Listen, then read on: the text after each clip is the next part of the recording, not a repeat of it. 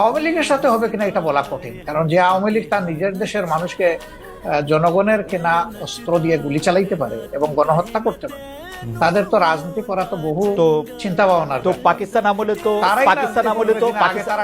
পাকিস্তান আমলে 1971 সালে তো আমাদের পয়সা দিয়ে কেনা অস্ত্র দিয়ে বাঙালিদের মারা হলো, কিন্তু জামাত ইসলামী তো তার বিরোধিতা করে নাই। হ্যাঁ, তার বিরোধিতা করে নাই, করেছে, সেই প্রশ্নে আমি আজকে যাব না।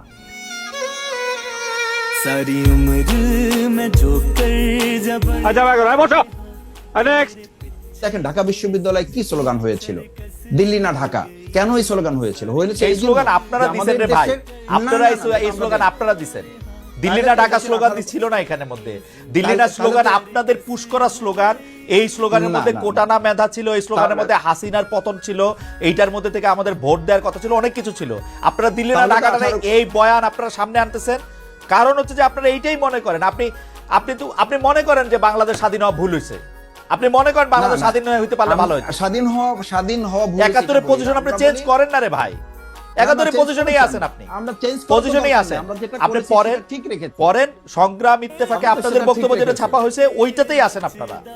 হ্যাঁ, পড়েছি যে ওখানে আমাদের অ্যাবসলিউটলি ওই জায়গার মধ্যেই আছে। এরকম ষড়যন্ত্রমূলক একটা স্বাধীনতা আমাদের দেশের মানুষের প্রয়োজন ছিল না, সেই প্রয়োজন এখনো নাই, এখনো নাই। এটা আমরা তখন বুঝেছি।